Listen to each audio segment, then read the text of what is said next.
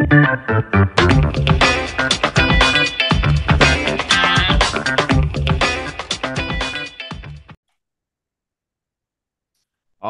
right. Welcome back to another episode of the Real Estate Investing Club. Again, I'm bringing that Friday energy to you guys because it's always Friday here at the Real Estate Investing Club.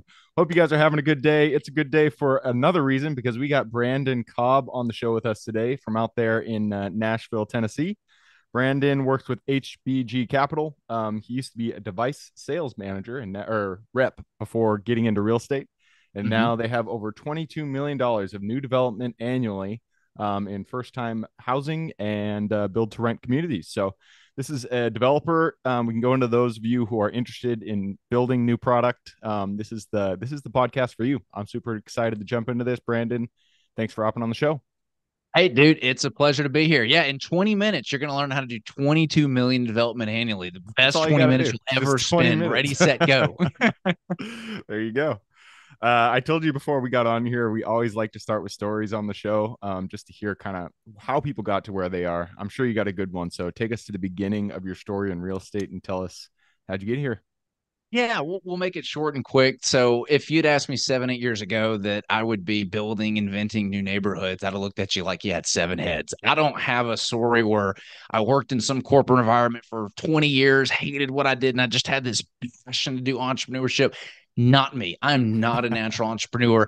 I loved what I did. Getting to wear scrubs every single day, working in the operating room, rubbing shoulders with very prestigious orthopedic surgeons and training hospital staff on how to better the patient. I was very intrinsically motivated. I absolutely loved what I did for a living. I did a lot of sports medicine stuff. So I was the guy going in doing a lot of shoulder rotator cuff tears, labral tears, reconstruction of the ACL in your knees. So work with a lot of athletes. One Friday afternoon, I was excited. I had this trial that went fantastic. I mean, best day you could possibly have as a rep.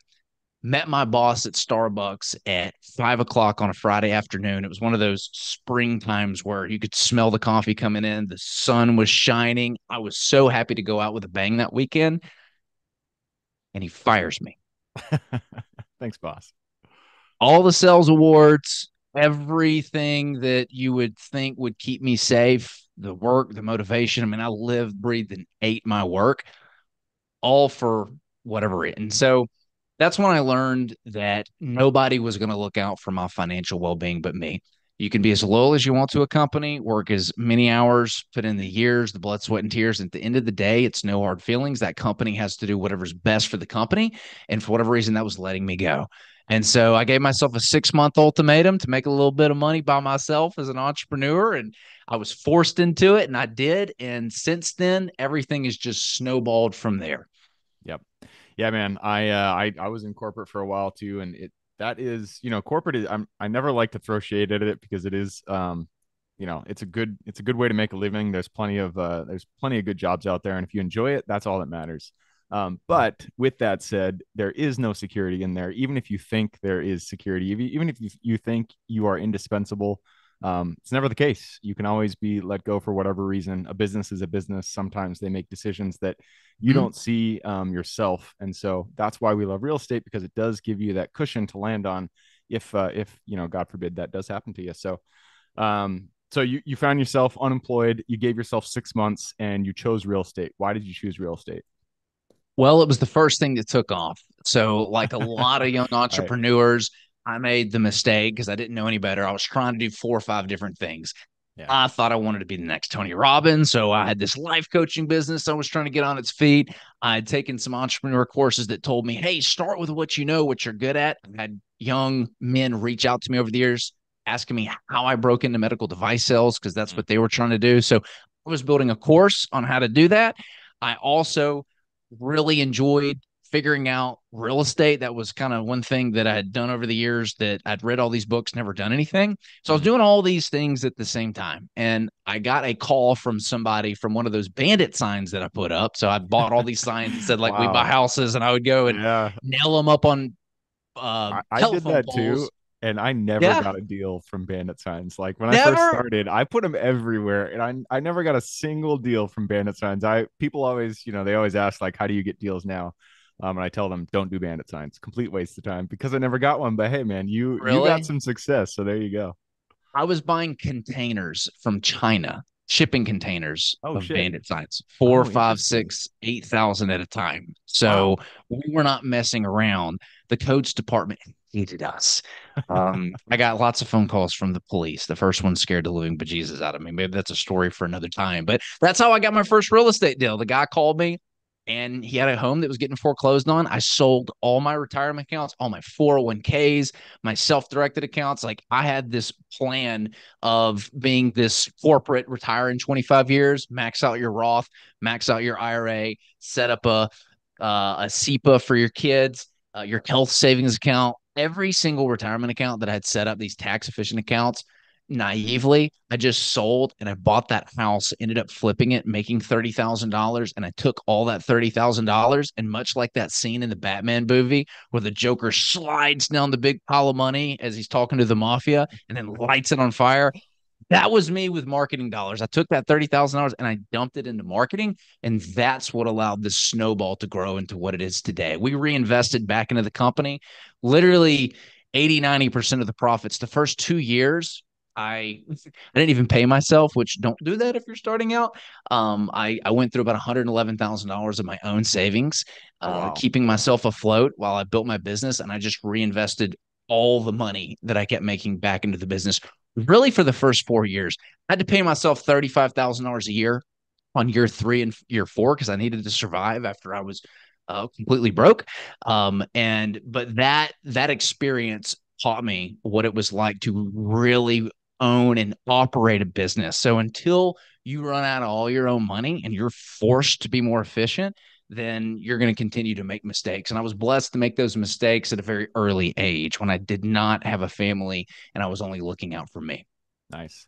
Yeah, I've had a lot of people reach out and ask, they're just getting started out and they have a little bit of money and they're like, how should I put this money to work? And I always my go-to answer is marketing. Get a deal under contract, put some mailers out there, hire a VA to do cold calling. Texting is a really, really inexpensive way to do it. But putting money into the marketing machine to fuel the growth is, in my opinion, the best way to get started. I wouldn't necessarily say get started because the best way to get started is to hook up with somebody that has already done it and can show you the way. But if that's not an option for you, marketing dollars for sure, it's the best money spent. So it worked out for you. What did you guys? I mean, you said you were $100,000 you were putting into marketing. What was that for? Were you looking for single family flips, wholesales? What were you doing there? Yeah, we started wholesaling and flipping. My third, it was funny. My third, fourth project I ever did was actually a new construction project. And I Oh swore wow. I would never do that again because I was the general contractor on there, right? Mm. Mr. I'm going to wear all the hats and save all the money and do everything. And it wasn't until I hit the wall, I learned how much a 27, 28-year-old kid could work with nothing on his plate but just the business. I was the guy answering all the phones. I was the guy that was literally printing mailers out of my printer. I've Okay, been there. like the Yep. like takes 15 seconds per printing out mailers. I was the guy going project managing every single day, hiring. I mean, I hit the wall and I realized after my first year in business that I didn't want to live like this if this is what it took. So it took me hitting the wall, a lot of stress, a lot of work, a lot of heartache before I realized I needed to start hiring people and I needed to pay for coaching in a mastermind. And so, similar to the people who reach out to you, and I have people that reach out to me, my first thing is, the S in me. My boy Alex Ramosi, I love his content. He talks about investing in the S in me. That's what I would put the money into because that marketing that I was spending, I was paying I don't know, like 55, 65 cents a mailer. And we were sending out a lot. We built it up where we were doing about 30, $40,000 a month in just marketing. When I joined the mastermind group, when I paid the money to do that, they had already negotiated a discount on mailers. And so my Mm. cost per postcard went from 55 cents down to I think like 43 cents. I'm just kind of Yeah. pulling numbers here. I remember I saved roughly 12 cents a postcard Which is and I was huge when you're doing spending volume.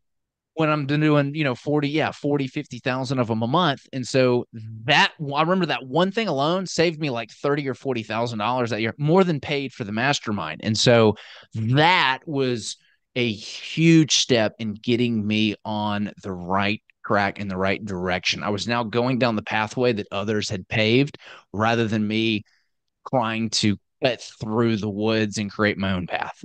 Yeah. And I always like to give shout outs to good resources. So what was the mastermind, if they're still up and running? Oh, shout out to Bill Allen and the 7-figure flipping mastermind. That was the first mastermind I joined. Fantastic entry level mastermind for getting into wholesaling and house flipping. There you go. So that's not the end of your story. You guys got into new development. That's what your bread and butter is now. How did you end up doing? I mean, you said you did that first new development and you hated it. So how did you end up just focusing on new development? And why Yeah. did you why did you make that decision? So we'd built this business up to doing about 30, 40 houses a year. And it wasn't until we had the opportunity to purchase this home that was half burnt down. We were buying it for less than what the land was worth. And so we said, we've never done a new build before, but man, this foundation's in really good shape. And some of this framing still looks good too. And we can buy it for less than what the land's worth. So we know the foundation's worth something. This has to be a deal. This has to be a deal. We're going to figure this out. And so we cut out all the black stuff, the house that burned, hired a structural engineer, got the city involved, make sure that they covered all of our safety bases, and basically ended up rebuilding that home essentially from the foundation up. The light bulb went off, click, like one of those Tom and Jerry cartoons. The light bulb goes off above their head. When we had a home right around the corner that we were full gut rehabbing. It was maybe in like a historic district or something. It was like down to the studs. It was 100-year-old home. It took us 8 months to rehab and sell that home. It took us 6 months to build and sell the new home. And we made 3 times as much money. Got it. And we said, why are we flipping houses? Easy. At the same time, we were looking at the writing on the wall. So we had done a really good job of measuring our key performance indicators. I knew that when we first started, it was $3,500 in marketing to produce one contract. It was 1 out of every 5 appointments produced a contract. I knew exactly what those numbers were, and I was tracking my key performance indicators, and my key performance indicators were going, Brandon, things are getting more competitive. We were no longer spending $3,500 per contract. We were spending $6,800 per contract. It was no longer 1 out of every 5 appointments. It was 1 out of every 10 appointments we were getting a contract. And so the writing was on the wall here. I was like, man, the costs are going up. We were no longer flipping $250,000 homes and making $40,000. We were flipping $400,000 homes and making $20,000, $30,000. So the margins and risk were going up.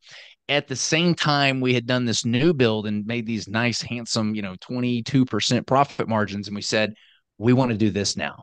Fast forward to doing about 30 of those new builds. It was infill. Infill is let's go and find individual little lots that are all separated, different addresses, and let's tear them down and build. And we said, it kind of makes sense why these big companies like Lennar and DR Horton are building in the same area. What if we did that?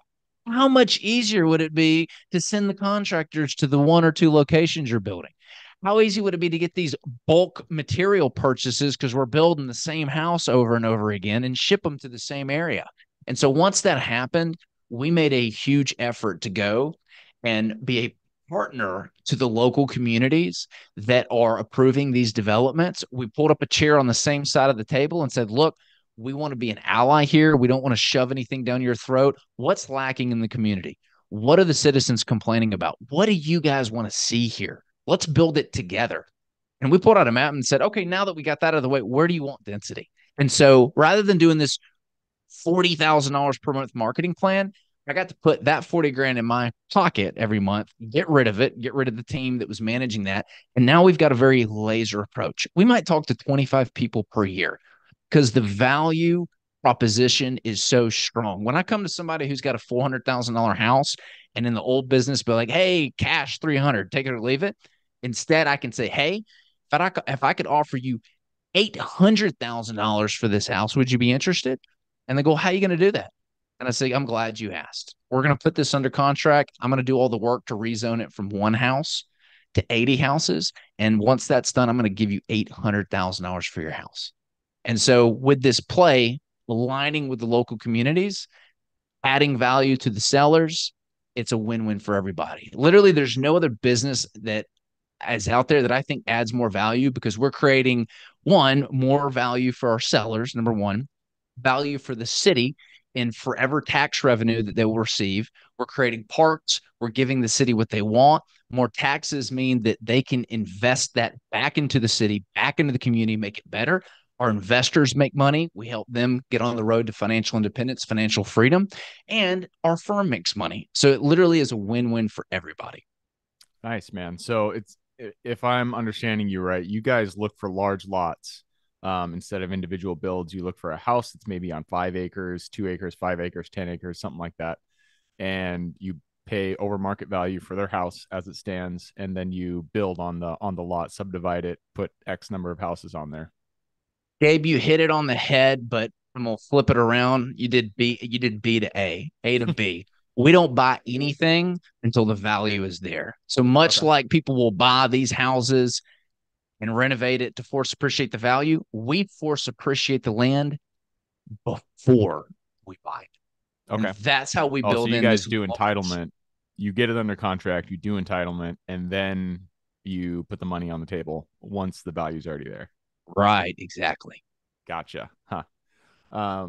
Yeah, I wish I knew more about this process. We've gotten, we market mostly for commercial, for self-storage, mobile home RV, but we get a lot of land for some reason, just comes through the pipeline.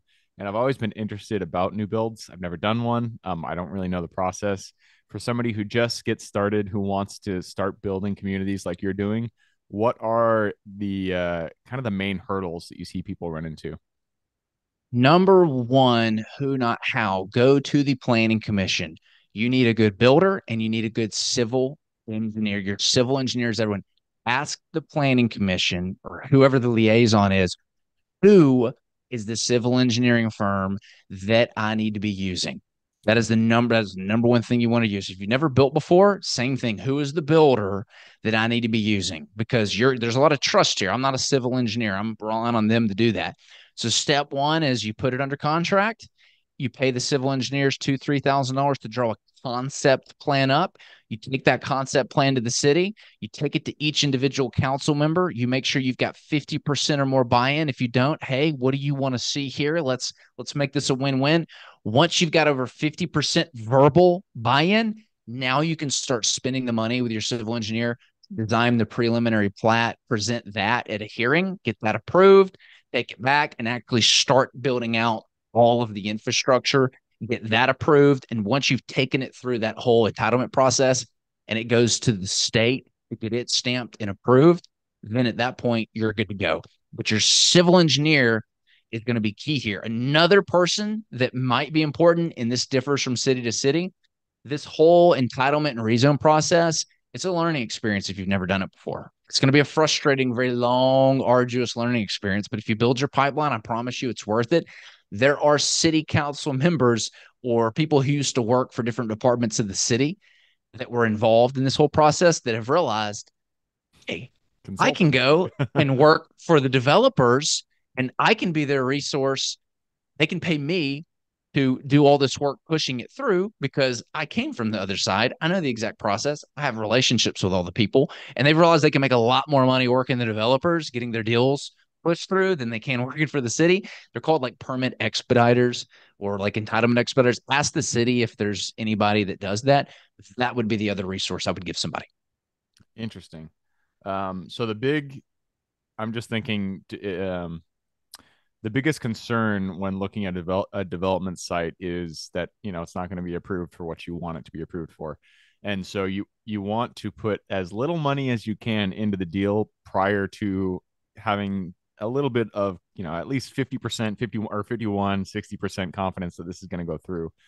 So the money that you're putting into these deals prior to having a little bit of confidence that it is going to be approved is the engineering drawings, the preliminary engineering drawings for the site. Yeah, you don't want to do put any money down until you have final civil drawings approved. A Mm. stamp from the state going, hey, you are ready. And I would take it a step further, really, if you've never done it before. You don't want to buy it until you get those stamp drawings and you have all of your costs bid out, Mm, just like you would building a home. And yeah, once you've got those and everything pencils, now you're ready to close on it with your own money or investors' money. there you go. Well, I love it. Thank you very much for sharing all this. I'm sure people out there, and myself included, who want to, one day build. This has been an educational experience, but it is time to jump into the quick question round because we've run down our time. We've actually gone over, but screw it. It's my podcast. I make the rules. But it is time to jump into the quick question round. Are you ready? I'm ready. All right. Starts with books, or it could be any form of education, could be movies, Netflix shows, whatever. But I need two recommendations: one for general life wisdom, and then one for real estate. Uh, Real estate, 10x is easier than 2x. Change your thinking, change your business. Non real estate related, I've got to go to Think and Grow Rich. That book changed my life and started the whole journey. Right on. Both good recommendations. Next question is for your younger self. Let's go back to the Brandon who was just starting out in medical device sales. Go back to him, look him in the eye, give him one piece of advice moving forward. Burn the bridges and start now. And There you go. and hire people. Who, not how. Do that. Do not figure it out on your own. That. Yep, good advice. So many people come on here and say they wish they started earlier. And every Yes. time I swear it's like 95% of the people. So if you're out there and you are thinking about getting into real estate, this is your message. This is directly to you. Get started.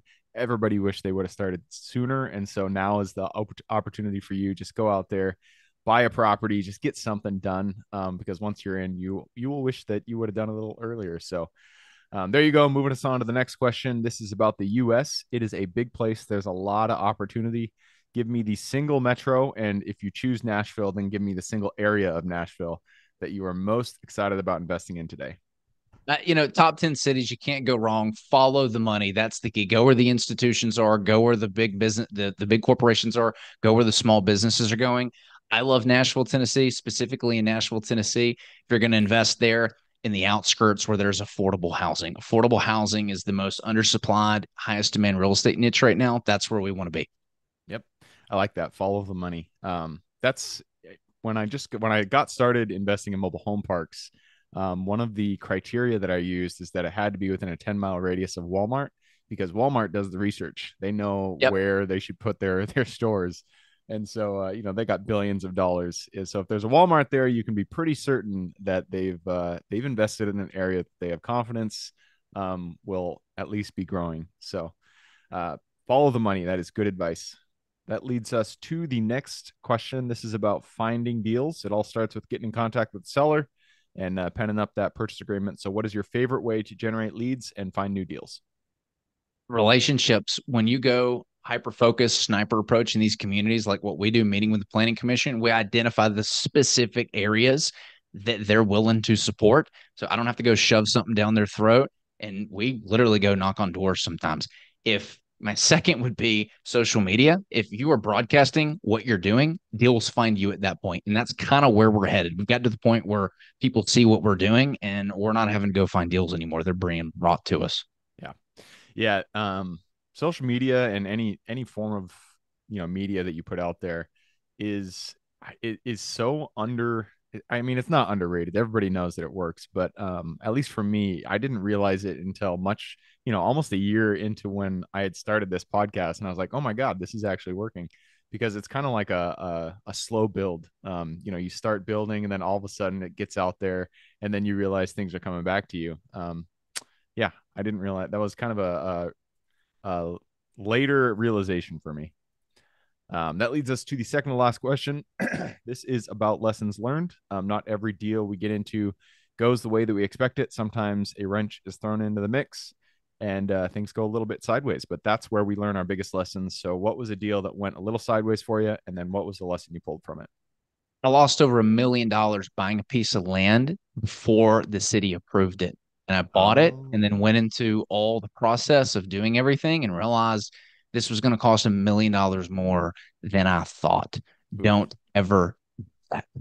Interesting. Yeah. So that's why you go to the city first. Makes sense.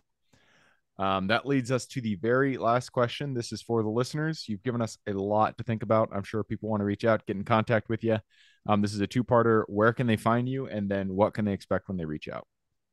Yeah. So if you're somebody who's trying to build a legacy, if you're trying to make an impact with loved ones and ultimately retire on your terms using passive income from real estate, we have a ton of free resources on our website, hbgcapital.net. That's pronounced Harry Bob Gary Capital.net.